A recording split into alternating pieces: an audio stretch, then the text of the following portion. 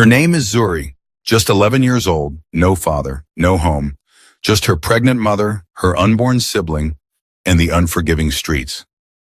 Every day was a fight for survival, searching for food, dodging danger, and clinging to hope. But one tragic afternoon, everything changed. A reckless hit-and-run driver struck her mother, leaving her bleeding and barely conscious. They rushed her to the nearest hospital, only to face another cruel blow. No deposit, no treatment. Zuri had nothing, no money, no family to turn to. Desperate and on the brink of losing the only person she had left, she was told to take her mother away. But fate had other plans. At that very moment, Zuri crossed paths with the billionaire CEO of the most powerful hospital in town. In tears, she fell to her knees, clutching his leg. "Please, sir, I have no money. Don't let my mother die." What happened next will not only shock you, it will change your perspective on life forever. You'll understand that indeed we're living in a very small world. So sit back, relax, and grab your popcorn. Because this is a story you will remember long after it ends. And if you're just tuning in, make sure to subscribe and turn on your notifications so you don't miss our next powerful story. If this one touches your heart, give it a thumbs up and share it with someone who needs hope today. Zuri was not born poor. She came into the world surrounded by the warm laughter of neighbors, the gentle prayers of her mother, and the secure arms of her father. Their home was a modest rented bungalow in Surulere, Lagos, the kind of place where the paint was peeling in the corners, but the air was always filled with the aroma of fried plantain, where the little compound bloomed with hibiscus flowers, and the evening breeze carried the scent of roasting corn from the roadside. Her father, Chuka, was not a rich man, but he was a good man, the kind of man everyone in the neighborhood respected. He worked at a logistics company, leaving home every morning in a neatly ironed shirt, smelling faintly of shaving cream and talcum powder. He always kissed Zuri on the forehead before stepping out and said the same words. "Your name means beautiful, Zuri, and that's exactly what your life will be." Those words made her chest swell with a quiet pride she didn't yet understand. Her mother, Ada, was a full-time housewife, gentle in spirit, but strong in love. She kept the house warm, clean, and alive with food and laughter. On some evenings when the generator buzzed and the neighborhood fell into its own quiet hum, Chuka would put on old high-life music and dance with Ada in the living room while Zuri giggled from the couch. They didn't have much, but to Zuri, they had everything. Life, as she knew it, was simple and safe. But all that changed on one heavy evening that seemed to swallow the sun. It started like any other day. Chuka left for work with his usual smile, promising to bring home suya for dinner. Ada hummed softly as she prepared a pot of jollof rice, and Zuri played with her school notebook, sketching pictures instead of solving the math problems her teacher had given. By late afternoon, Ada set the table, 3 plates just as always, and Zuri's stomach rumbled in happy anticipation. But as the sky darkened, Chuka didn't come home. At first, Ada told herself he must be caught in Lagos traffic. She switched on the old TV and flipped through channels, trying to ignore the small ache building in her chest.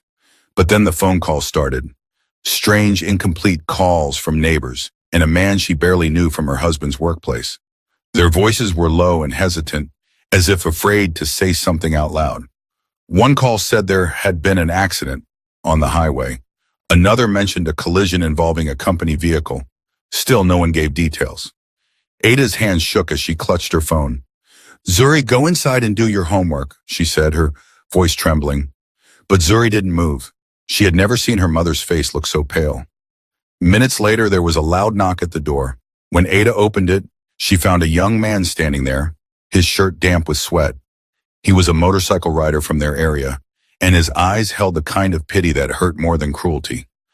"Auntie, I'm sorry, I heard your husband." Ada grabbed his arm. "My husband what? Where is he? Where is Chuka?" The young man swallowed hard. "They say, he didn't make it. The motor, it hit hard. He was on his way to work. The road." Ada's knees gave way and she sank to the floor, her hands covering her mouth. Zuri ran to her, her small arms wrapping around her mother's shaking frame. And just like that, a wall had fallen across their lives. There was no body to bury. No final goodbye.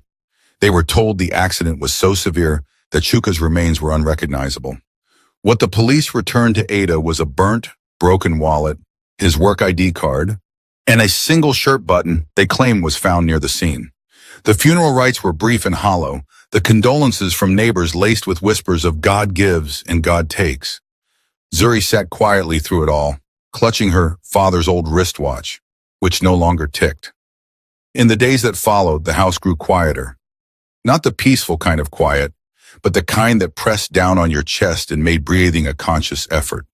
Every night, Zuri found herself waiting for the sound of her father's key turning in the gate, for his familiar footsteps in the hallway, for his voice calling, "Zuri, my beautiful girl."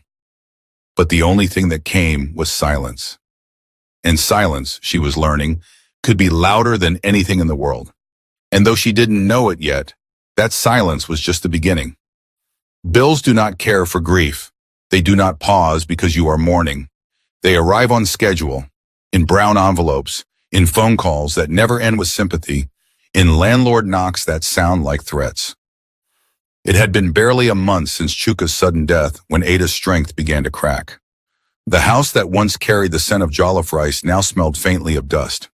The laughter was gone, replaced by the constant rustle of paper bills and the groan of a generator that ran less and less because fuel was now a luxury. Ada's belly had grown. The baby inside kicked, as if unaware of the troubles that waited outside the womb. Zuri was only 11, but she noticed everything. The way her mother sat longer before standing, the way her voice sometimes trailed off mid-sentence, as though she had forgotten where she was going. School had already stopped for Zuri. The first term after her father's death was left unpaid, and even the headmistress, who once doted on her, began to avoid Ada's calls. "It's not my fault, Zuri," Ada whispered one evening when Zuri stared too long at her old, folded uniform. "You will return to school. I promise, boss." But promises could not keep the lights on. The first person to make their situation truly real was the landlord. He was not a bad man, at least not in public opinion. A plump, middle-aged businessman who wore starched white caftans and gold-rimmed glasses. He always had a polite nod for Chuka when he paid the rent on time. But now, without Chuka's monthly transfers, his eyes had changed. The first month after the funeral, he had knocked gently. "Madam Ada, sorry for your loss, but you know the rent is due." Ada had clasped her hands and begged for more time, explaining that she was still trying to sort things out. He gave her 2 weeks. By the end of those 2 weeks, nothing had changed. The logistics company had paid Chuka's death benefits, but almost all of it went to settling debts. The hospital bills from the funeral arrangements, the church contributions, even the transport for distant relatives who came to mourn. What remained could barely buy food for a month. The landlord's second visit was colder. "This is business," he said, though he didn't quite meet Ada's eyes. "If you can't pay, I have no choice." By the third visit, he didn't bother with sympathy at all. He came with 2 young men whose arms bulged under their t-shirts and whose expressions left no room for negotiation. They didn't shout. They didn't threaten. They simply began to remove things. The television, gone. The standing fan that had been a gift from Chuka's office, gone. The plastic dining table, the mattress from Zuri's room, the small gas cooker, all loaded into the landlord's pickup truck. Zuri stood in the corner clutching her school bag, even though there was nothing inside but a notebook and her father's old wristwatch. She felt as though pieces of her life were being carried out one by one, until soon nothing would be left. "Please," Ada's voice broke as she followed them to the door. "I just need a little more time. I'm pregnant. I have a child. Where will we go?" The landlord shrugged, already turning away. "If you pay the rent, you get your things back. Otherwise, I'll consider them payment for the debt." When they were gone, Ada closed the door and leaned against it, her hands trembling. Zuri watched her slide down to the floor and bury her face in her palms. For a long time, neither of them spoke. That night, they slept on mats borrowed from a neighbor who whispered, "Sorry, but you know how Lagos is." It was the first time Zuri truly understood what her father had meant when he told her, "Life can change without warning." She just hadn't known it could change so much, so fast. When the landlord finally told them they had until the end of the week to vacate, Ada decided there was only one thing left to try. Family. Family, she thought, could not turn them away. She still believed that, despite how quiet Chuka's relatives had been since the funeral, blood had a way of remembering itself in hard times. And so, one hot Monday morning, Ada wrapped her belly with a faded wrapper, dressed Zuri in her cleanest dress, and they began their journey to Oshodi, where Chuka's elder brother lived. It took 3 Danfo rides and a long walk under the punishing sun to reach his compound. Zuri's slippers were dusty, and sweat clung to her back by the time they knocked on the gate. The gateman, chewing slowly on a stick of sugar cane, looked them up and down. "Who you dey find?" "My husband's elder brother," Ada said, trying to smile through exhaustion. "Please tell him Ada is here." The gateman frowned. "Oga no day." From the balcony above, a woman with skin like polished bronze and eyes that did not blink stood watching them. Zuri saw her lean over and whisper to someone inside before disappearing. Minutes later, the gate swung open, not in welcome, but with the kind of force that made Ada take a step back. Chuka's brother stood there, his expression unreadable. But before Ada could speak, a shrill voice came from behind him. His wife. "What are you doing here? Haven't you done enough?" Ada's face tightened. "Done enough? I don't understand." "You killed my brother," the woman spat. "Don't stand here pretending to be innocent. Everyone knows some women. They use charms to tie men down." Zuri's head snapped up. "My mummy is not a witch," she shouted, her small voice shaking with fury. The woman's eyes narrowed at Zuri. "Little girl, keep quiet." Ada's brother-in-law stepped forward, his voice low. "We didn't support this marriage from the start, Ada. Now, my brother is gone and you think you can come here to eat from us? Leave before you bring your bad luck into my home." Ada's lips trembled, but she said nothing. She turned, holding Zuri's hand tightly, and walked away. They hadn't even been offered water. The next stop was far away, Ada's own childhood town in Anambra State. She thought, if my husband's people have rejected me, surely my own parents will not. They borrowed transport money from Mama Peace, a street vendor who sold a car near the bridge. The journey was long, the road riddled with potholes, and Zuri drifted in and out of sleep as the Danfo bumped along.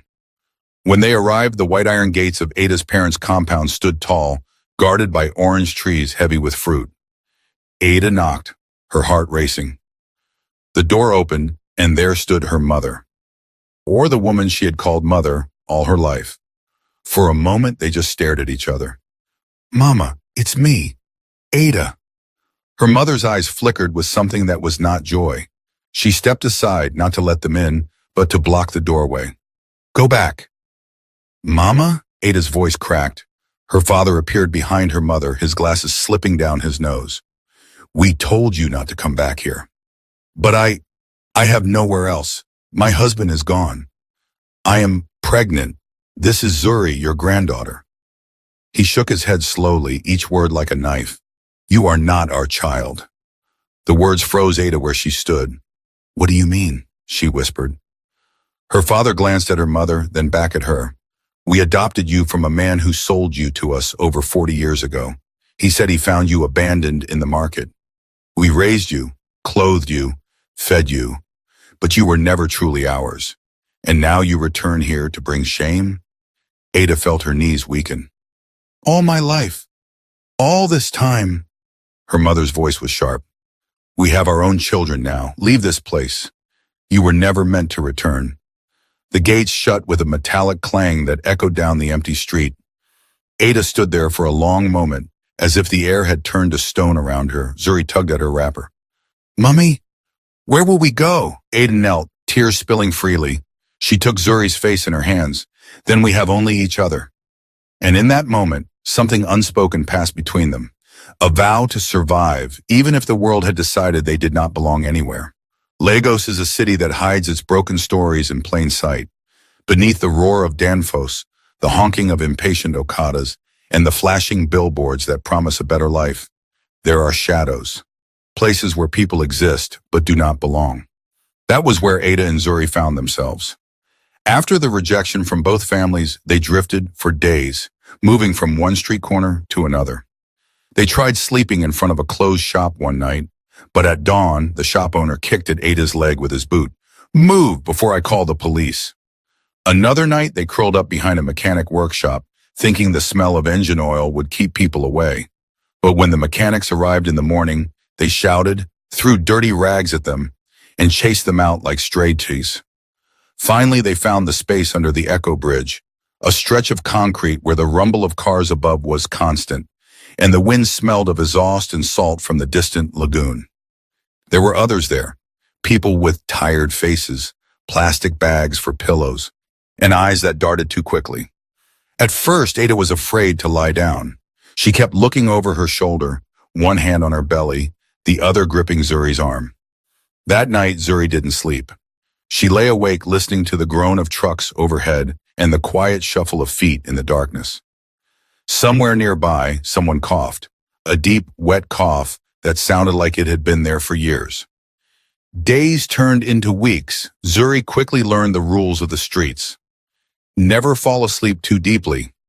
Keep your slippers close or they'll be gone by morning. Hide whatever little money you have where nobody will think to look.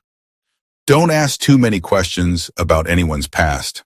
There were nights when area boys, young men with hard eyes and empty bottles in their hands, came to harass them. "Madam, this is our territory. If you want to stay here, you must pay." Ada would plead, her voice shaking. "We have nothing. Please, we are just trying to survive." Sometimes they walked away, sometimes they didn't. One night, a drunk one leaned too close to Ada's face, his breath hot and sour. Zuri stepped in front of her mother, her small hands balled into fists. "Leave my mummy alone!" The man laughed, a cold, mocking sound. "This one get mouth o." But he stepped back. Maybe it was the defiance in her eyes. Despite the fear, there were flickers of kindness. A woman called Mama Peace, who sold akara near the bridge during the day, noticed them. She would sometimes wrap 2 balls of akara in brown paper and slip them into Zuri's hand. "Don't let shame kill you, my pikin," she said one morning. "Better to beg and live than pretend and die." She even let Zuri fetch water from her drum sometimes, though she warned her not to waste a drop. On good days, Zuri and Ada would find scraps of bread from roadside stalls that had closed for the night. On bad days, they drank only water and tried to ignore the hunger twisting in their stomachs. The rain was the worst.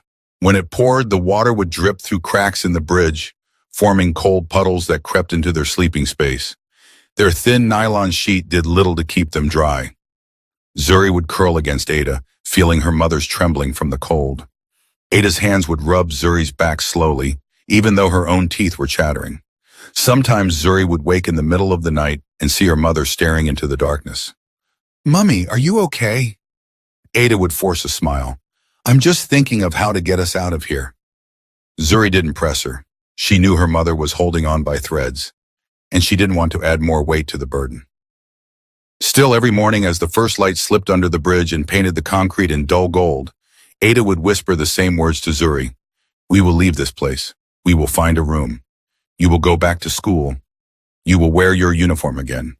And Zuri would nod, clinging to those words as if they were the only thing keeping her from falling into the hole the world had dug beneath them. Neither of them knew how or when, but they both believed it, because believing was all they had left. The decision came one afternoon when the hunger was so sharp it felt like a blade in their stomachs. Ada sat under the bridge with her back against a concrete pillar, one hand resting on her swollen belly, the other shading her eyes from the glare of the sun. "Mummy," Zuri said softly, "we can't just wait here every day. Maybe we should work." Ada looked at her, 11 years old, skinny from skipped meals, but with eyes that still held a stubborn kind of light. "Work? Doing what?" "I can sell pure water," Zuri said quickly, as if she had been thinking about it for days. "Other children do it. I see them running in traffic. I can do it too." Ada hesitated. She had sworn that Zuri would never have to live that kind of life, barefoot in the streets, dodging cars for a few naira. But hunger made pride look foolish. By evening, Ada had borrowed N500 from Mama Peace, promising to pay her back in small bits. The next morning, they went to the market together. Zuri's excitement made her steps quick.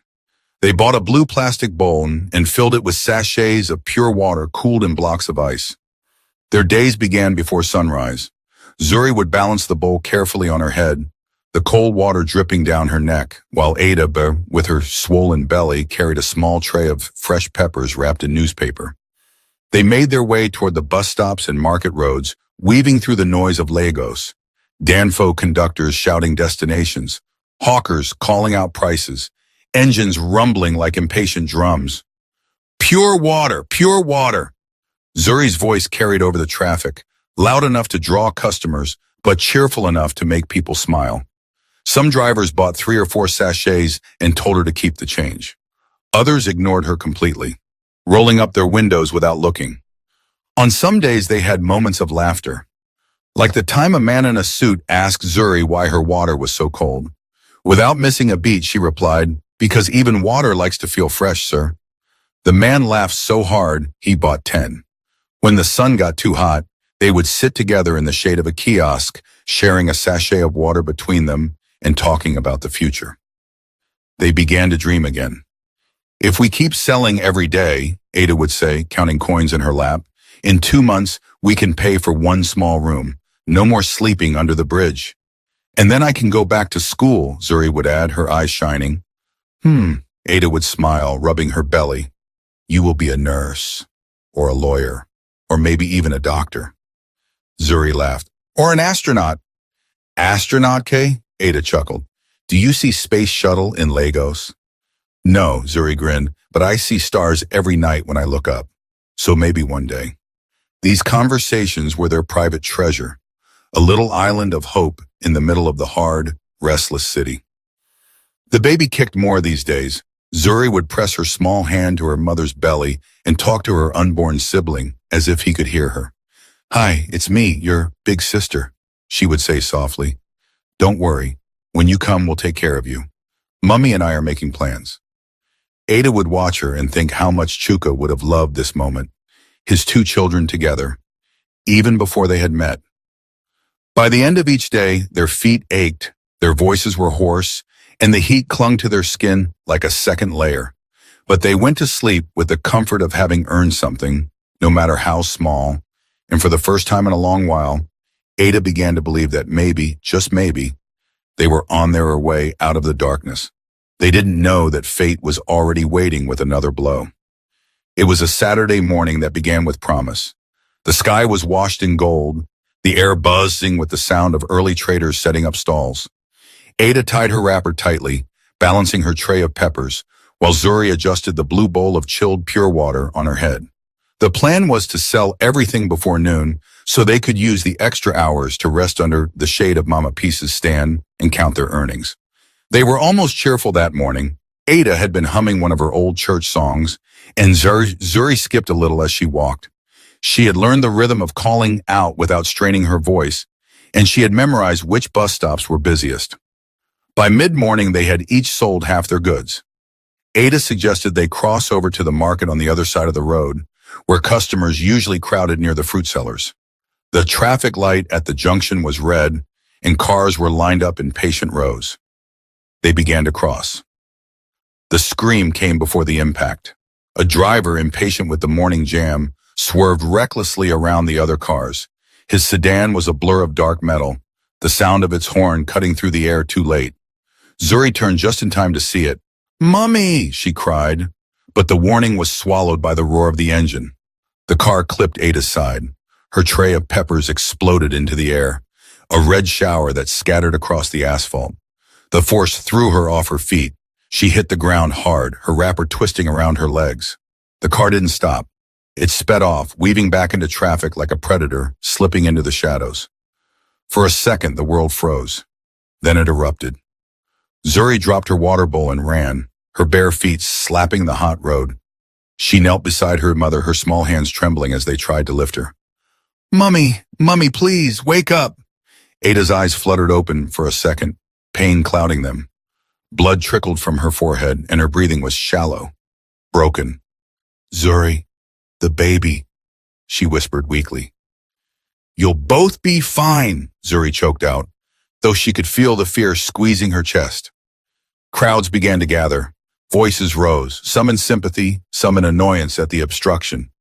"Who get accident?" Nah, hit and run, oh. See as the pepper scatter everywhere. Two men with kind eyes stepped forward. Then we need to take her to a hospital, one said urgently. Help me lift her. They carried Ada into a waiting Keki Napep parked nearby. Zuri climbed in beside her mother, clutching her limp hand, whispering her name over and over. Hold her head up, one man instructed. We'll get to Beardsley Hospital fast. The ride was a blur of bumps and turns. Zuri's heart pounded with every jolt, afraid each shake might take her mother further away. When they reached the hospital, Zuri jumped out first, running to the reception desk. My mummy! She's hurt! A car hit her! She's pregnant! Please help us!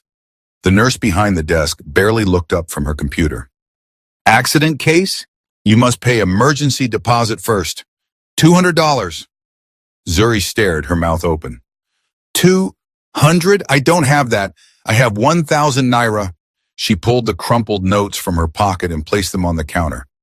Please, just start first. I will find the rest. The nurse's face stayed cold. No deposit, no treatment, hospital policy. But she's dying, Zuri's voice cracked. This is not a charity, the nurse said, already turning to the next patient. Zuri ran to the waiting area, begging anyone she saw. Please help me. My mother is pregnant. She needs treatment. A man in a suit frowned. Sorry, I don't give strangers money. A woman holding a Bible shook her head. I will pray for you, my dear, she said, walking away. By the time Zuri returned to the desk, the nurse was standing with a security guard. Madam, take your mother somewhere else. We can't block the corridor, the nurse said flatly.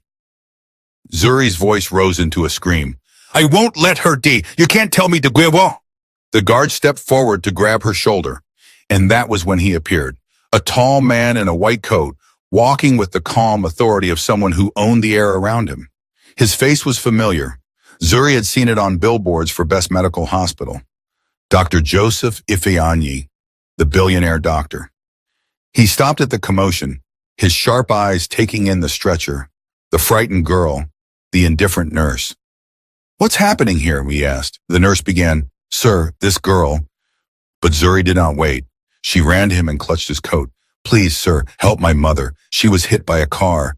They say I have to pay before they help her, but I don't have. Her voice broke. Please, she's pregnant. The security guard moved to pull her away. Leave her, Dr. Joe said firmly. He crouched down to meet Zuri's teary eyes. Where is your mother? Here, Zuri sobbed, pointing to the stretcher. He turned to the nurse. Take her to the emergency room, now. But sir, a pregnant woman's life is at stake, and all you care about is a deposit? His voice cut through the air like a scalpel. Move her, call your best surgeon. Prep the theater. This woman will not die because of paperwork. The nurse shrank under his glare and nodded. Yes, sir. Zuri felt her knees weaken with relief as the stretcher began to roll toward the swinging doors. She looked up at Dr. Joe, tears still streaming down her face. Thank you, sir. Thank you. He gave her a small nod, but his gaze lingered on Ada's hand as it hung limply off the side of the stretcher. A tiny crescent-shaped birthmark rested just above her thumb. His eyes narrowed, a flicker of recognition sparking in his mind. But that thought would have to wait. For now, there was a life to save. The emergency room doors banged open as the stretcher, carrying Ada, rolled inside, the wheels squeaking against the polished floor. Nurses swarmed around her, some moving briskly, others glancing nervously at Dr. Joe, who walked alongside them like a silent shadow of authority. Zuri tried to follow, but a nurse blocked her path. Stay outside, little girl. No, I need to be with my mother. Dr. Joe turned. Let her wait just outside the theater doors, he instructed. Then he crouched to Zuri's level. They will do everything they can for her. I promise. Her eyes searched his face for any sign that he might be lying, but there was none. Still, her small hands were trembling as she let the nurse guide her to a bench near the swinging doors. Inside the theater, the sound of clipped commands mixed with the metallic clatter of surgical tools. Outside, the waiting room was a different kind of battlefield, the battlefield of time. Zuri sat hunched over, elbows on her knees, her hands pressed together as if squeezing them tightly enough could hold her mother's life in place. Her pure water bowl lay forgotten on the floor, ice melting into small puddles. A television on the wall played an old Nollywood movie no one was watching. A man nearby scrolled through his phone. A woman paced back and forth, muttering prayers. But for Zuri, the room was filled with only two sounds, the pounding of her own heart and the faint, muffled activity from beyond the theater doors. Every so often, she looked up to see Dr. Joe passing by, once giving orders to a junior doctor, another time on his phone speaking in low, urgent tones. But each time his eyes would flicker toward her, just briefly, as if checking that she was still there. For Dr. Joe, the sight of Ada lying on that stretcher would not leave his mind. He had seen countless accident victims in his career, broken bodies, fading pulses, the fragile line between life and death. But something about her face and that mark on her hand lodged itself in a place he thought long closed. That crescent-shaped birthmark, it was identical to the one on his own hand. The moment he saw it, a memory from his boyhood uncoiled itself. Him at 12, sitting at his mother's side as she sewed clothes in their small shop. She had paused, looked at him with watery eyes, and told him the story of the sister he never knew. "You had a twin," she had whispered. "Two babies born the same day, but one was stolen, taken from me in the market when you were only 2 years old." I turned my head for a moment to measure cloth for the customer, and when I looked back, she was gone. We searched until our bones gave way, but she was never found. He had lived with that story his whole life, a shadow that followed him through medical school, through building the hospital empire, through every award and headline. He had long accepted that if she was alive, she was probably somewhere far away, living a life he would never touch. But now, could this injured, penniless woman be her? He returned to the bench where Zuri sat, her head bowed. "What is your mother's name?" he asked softly. "Ada Chuka," Zuri replied without hesitation. "Do you have any family nearby? An aunt? Grandparent?" Zuri's eyes darkened. "No, my father's people say my mother is a witch. My mother's people said she isn't their child, that they bought her when she was small. Please, sir, we have no one." Dr. Joe studied her face. She was young, but there was something in her eyes, a quiet resilience, as if she had already seen too much of life's cruelty. "You will not have to pay anything for her treatment," he said firmly. "Do you understand?" Her lips trembled. "Thank you, sir. Thank you." Back in his office, the questions would not leave him. Could Ada be the missing sister? Could fate be this strange? He called his personal driver and had a message sent to his lab at Best Medical Hospital. Prepare a rapid DNA test for familial relation.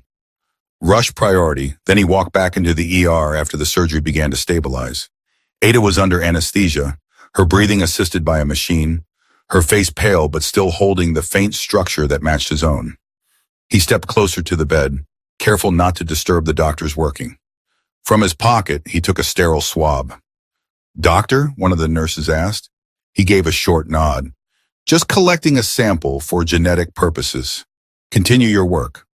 With a gentle hand, he swabbed the inside of Ada's cheek, sealed the sample in a vial, and slipped it into the breast pocket of his coat. Later, he would take his own sample for comparison.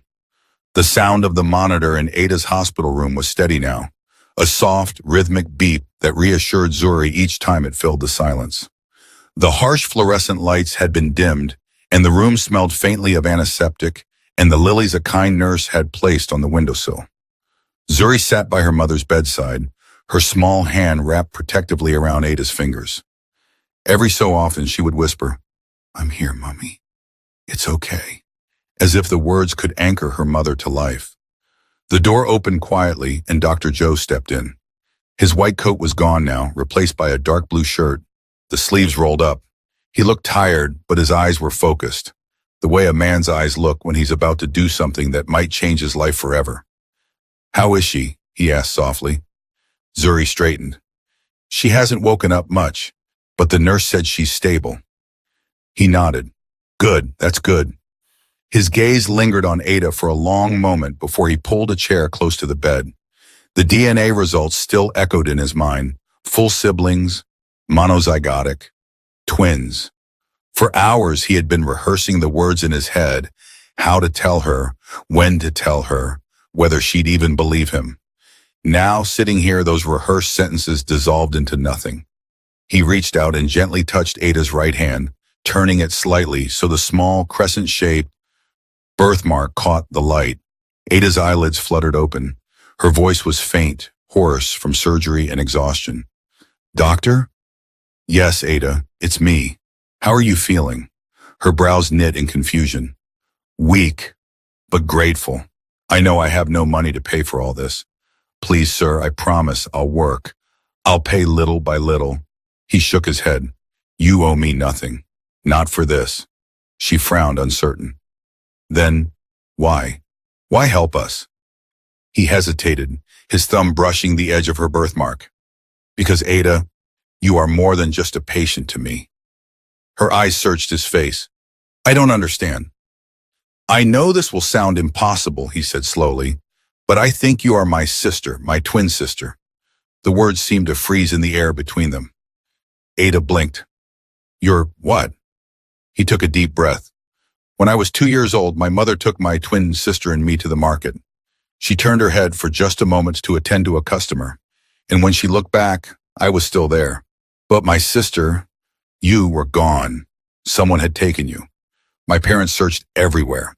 The police stations, markets, villages, nothing. You vanished. Ada's lips parted, but no sound came.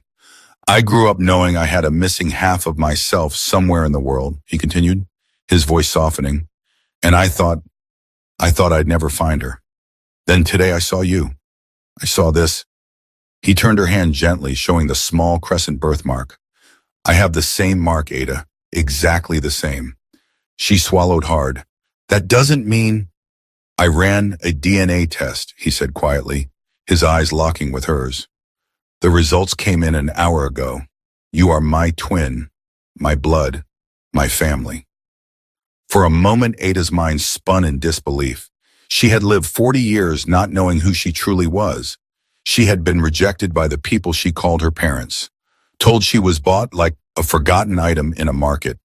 And now this man, this billionaire doctor, was saying she was his sister. Tears filled her eyes. All my life, I thought I was unwanted, that I didn't belong anywhere, that maybe there was something wrong with me from birth. Her voice broke. And you're telling me I had a family all along? Yes, he said firmly, his own eyes wet now. You were stolen from us, Ada. We never stopped being family. We were just torn apart. She turned her face away, biting her lip to stop it from trembling. But the tears escaped anyway, rolling down her cheeks and soaking into the pillow. Zuri, who had been listening silently, looked from one to the other, her young mind struggling to process. So, Uncle, you're my mummy's brother? Dr. Joe smiled through his tears and reached for her hand. Yes, Zuri, that makes me your uncle. Ada let out a soft, choked laugh, the kind that comes from deep pain. Look at me, under a bridge 1 week, lying in a hospital bed the next, and now you're telling me I'm related to one of the most powerful men in Lagos. This isn't about power, Ada, Joe said gently. It's about blood finding its way home. And now that I've found you, I won't let you go again. She studied his face for a long moment. Do you remember our parents? He nodded. Mama is still alive. She's older now, but strong. I haven't told her yet. I wanted to be sure before I gave her hope. When she hears, she will cry tears you have never seen before. Ada's eyes softened. She will want to meet me?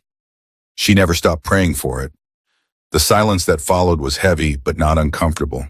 It was the kind of silence that holds space for two lives to realign, for grief and joy to exist together. Finally, Ada whispered, I thought God had forgotten me, Joe. But maybe he was just waiting for the right time. He smiled faintly. Maybe he was waiting for a little girl named Zuri to grab my coat and not let go. Ada turned to her daughter, brushing her fingers over Zuri's cheek. Do you hear that, my child? We are not alone anymore. Zuri nodded, a smile breaking through the tears on her face. Does that mean we'll have a house to live in and I can go back to school?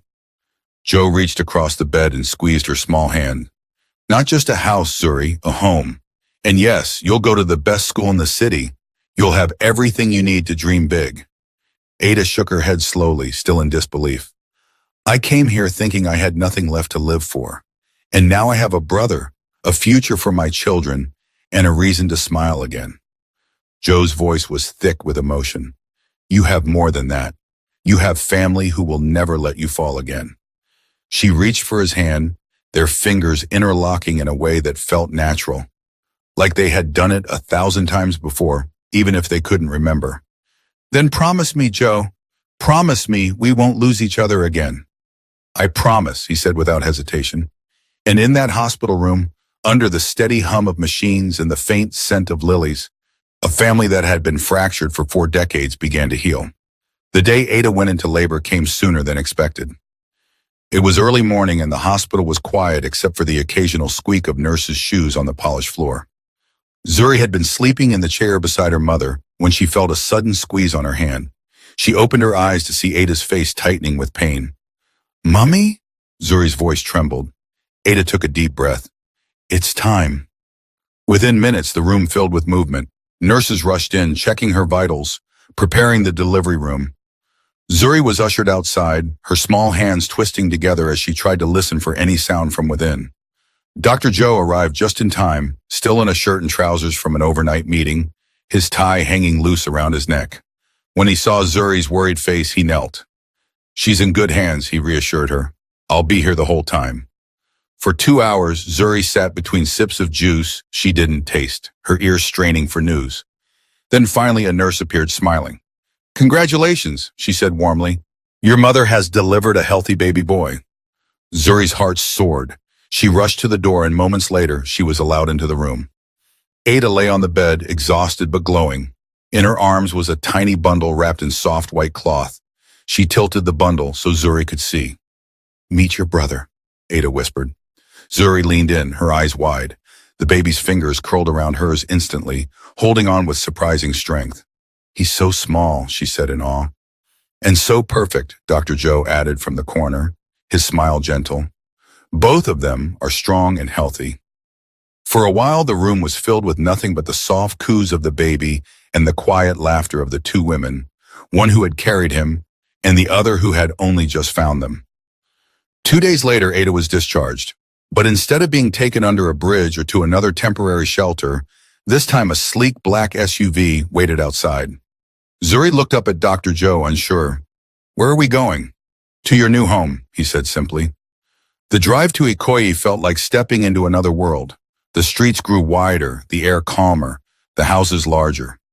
When the SUV pulled up to a cream-colored mansion with tall palm trees swaying at the gate, Zuri gasped. Is this yours? She whispered. Ours, Joe corrected. The gate opened, and they drove into a compound large enough for Zuri to imagine running laps in. House staff waited in the driveway, their faces curious but kind. Joe addressed them firmly. This is my sister, Ada. Her children are my family. From today, treat them like air and water. Essential. Inside, the house smelled faintly of fresh flowers and polished wood. The living room stretched wide with soft cream sofas, glass tables, and a chandelier that glittered like a cluster of stars. Zuri's feet sank into the thick carpet as she followed her mother up the stairs. 2 bedrooms had been prepared, one for Ada and the baby, and another for Zuri. When she opened her door, Zuri froze. The walls were painted a soft pastel blue. There was a bed with a duvet as fluffy as clouds, a desk stocked with brand new notebooks and pens, and a wardrobe already filled with clothes in her size. On the bed sat a backpack with tiny gold stars embroidered on it. She turned to Joe, her eyes filling with tears. This is all for me? He smiled. For the young lady who grabbed my coat and refused to let go. The next morning, Zuri woke to the smell of pancakes, fluffy and warm, served with a drizzle of honey and slices of fruit. She ate slowly, savoring every bite, glancing every now and then at her uncle, as if to confirm he was still there. Still real. After breakfast, Joe made an announcement. Today we go to visit some schools. Zuri, you'll get to choose which one you like best. Her jaw dropped. I can go back to school? Not just back to school, he said, but to a place where you'll have everything you need to dream as big as you want. They visited 3 schools that day. The last one, with tall iron gates and sprawling green fields, stole Zuri's heart instantly. She watched children in crisp uniforms laughing together, teachers speaking gently, and a library bigger than the market where she used to hawk water. The principal welcomed them warmly, shaking Joe's hand. "We'll make the arrangements immediately," she said. "She can start next week." That night, Zuri lay in bed, staring at the ceiling. She thought about the bridge, about the cold nights and the rain dripping through the cracks. She thought about Mama Peace and the Akara she used to slip into her hands. And she thought about how, in a single week, her life had turned completely around. Ada, meanwhile, was adjusting to a life she had never imagined. The baby had a crib in her room, stocked with soft blankets and tiny clothes. There was always food in the kitchen, always someone to help if she needed it. But more than the material comfort, there was peace. The kind of peace she hadn't felt since Chuka died. Some nights, she and Joe would sit in the veranda, the baby asleep beside them, and talk.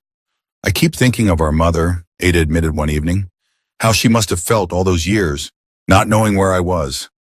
Joe's eyes softened. "When she hears the truth, Ada, it will be the happiest day of her life." Ada looked down at her sleeping son and then at her daughter's laughter echoing from upstairs. Maybe God really didn't forget me after all. A week later, Zuri's first day of school arrived. She stood in her new uniform, a crisp white shirt, neatly pressed skirt, polished shoes, and stared at herself in the mirror. For a moment, she almost didn't recognize the girl staring back. At the school gate, Joe crouched to her level. "Remember, Zuri, you belong here. Walk in with your head high." She nodded, her small hand clutching the strap of her star-embroidered backpack. By the time she returned home that afternoon, she was buzzing with stories about the new friends she'd made, the teacher who gave her a book to take home, the math problem she had solved correctly. That night, as she curled into bed, she whispered to her baby brother, "We're going to be okay now. I promise." In the quiet that followed, Joe stood at the door of her room watching. He thought about the twist of fate that had brought them together, about how, if he had taken a different route that day, or if she had been too shy to grab his coat, they might have passed each other without knowing. But fate hadn't let that happen. And now, as the city outside carried on with its noise and chaos, inside this house there was the warmth of family restored, and the certainty that they would never again be alone. The long morning of hardship was finally over. For Ada, for Zuri, and for the tiny new life sleeping peacefully in the next room, it was the beginning of a new chapter, one filled with safety, love, and the quiet, steady promise of better days ahead. The moral of this story is, compassion can change destinies, and family is not only defined by blood, but also by the love and care we show each other. Even in life's darkest moments, kindness, persistence, and the courage to ask for help can open doors we never imagined. Fate may delay, but when it arrives, it can restore what was lost and give back more than we dared to hope for. I hope you enjoyed this story. We'd love to hear your thoughts and what lessons you've learned. Please share them with us in the comments section. We truly enjoy reading your feedback. And here's something exciting. In just a few days, we'll be bringing you another powerful and educative story you won't want to miss. So if you haven't already, please subscribe to our channel and turn on the notification bell so you'll be the first to watch when it's uploaded. If this story touched your heart, don't forget to give it a thumbs up and share it with your family and friends so they can be inspired too. Thank you so much for watching, and may God bless you abundantly.